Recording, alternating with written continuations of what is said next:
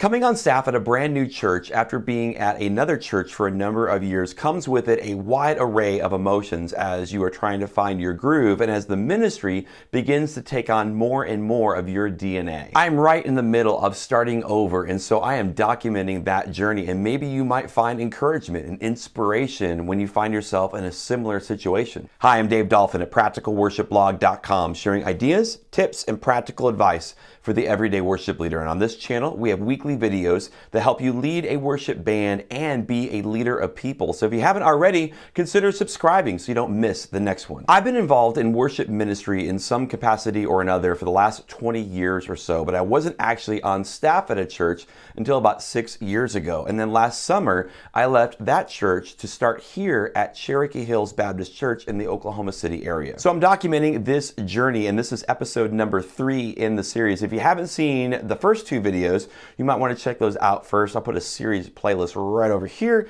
and the description down below. It has been 5 months, almost half a year since I started, and within the first couple of weeks that I came on staff here, someone came into my office and said that she had an idea for Christmas. She was on the search committee that originally brought me in, and in those initial meetings, we talked a lot about how I wanted to lead a worship ministry that was so much more than just a Hillsong cover band that gets 20 minutes on a Sunday morning, and how I wanted to provide these on-ramps for all sorts of creatives to be able to use their gifts within the church. So she was taking me up on that offer, so to speak, and since it was August, we had plenty of time to really talk through that idea and give it the time it needed to be a well thought out piece for Christmas. She has a background in dance, so obviously the idea revolved around choreographing a dance piece, but we spent more than one meeting trying to develop the story around it, because what I didn't want is for people just to go, that was a really nice dance piece. I wanted people to be inspired and moved by a story that just happened to use dance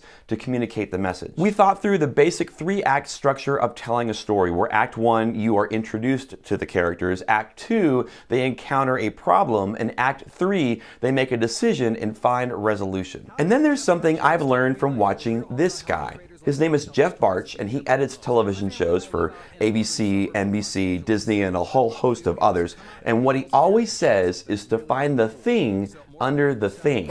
You can tell when people start talking about things, a lot of the time they end up talking about what's on the surface. But when you start feeling things, when what they're talking about, something on the surface that makes you feel something, it's almost always driven by something deeper.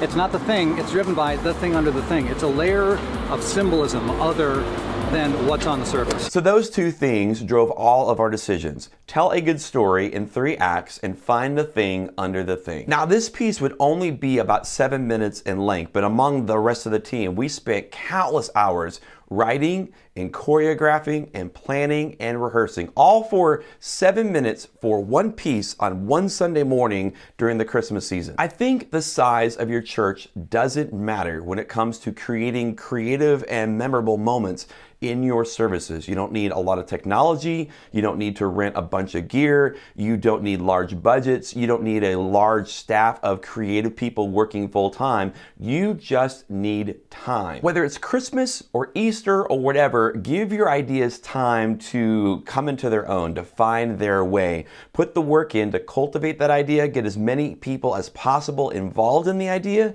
and never, ever, ever go with your first rough draft idea. Something else that we decided is that we wanted to make sure that we had a really nice video of the piece. We wanted this to be something that would reach far beyond just this one Sunday and within the walls of this one church. Social media is such a powerful tool to reach people that we don't even know that are out there, so we wanted to leverage that. But we're really not set up to do any kind of multi-camera setup in our worship center. We don't even live stream our services. We just have one camera on a tripod in the back of the room with a wide shot, and then we take that video and post it to YouTube later. So what we did is we used the final dress rehearsal to also record several takes of video shots. We would also get a few shots on Sunday morning that included people in the seats, but most of the footage came from the various takes that we did in the final rehearsal. We did about 4 or 5 takes, running 2 or 3 cameras each time, and we also recorded all of the multi-tracks at front of house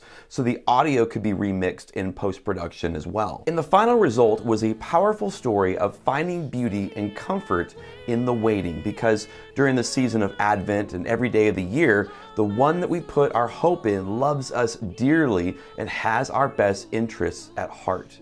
Spring from on high, be near, and a star in my heart appear. And it was a story that was impactful that morning in our building, but between Facebook and YouTube, almost 1,500 other people from all over the country and maybe even throughout the world also had the chance to connect with it. How will we wait? Whether it's a circumstance that's quickly and joyfully resolved or one that lingers. If you want to check out the finished piece, I'll put a link to it in the upper right corner and also in the description down below. For more videos just like this one, consider subscribing to the channel so you're notified when the next one is uploaded. And for more advice from me personally, there's a small little ebook called 20 Things I Wish I Knew 20 Years Ago. It's the advice that I've learned over the last 20 years of doing music ministry, and you can download it right now for free at practicalworshipblog.com.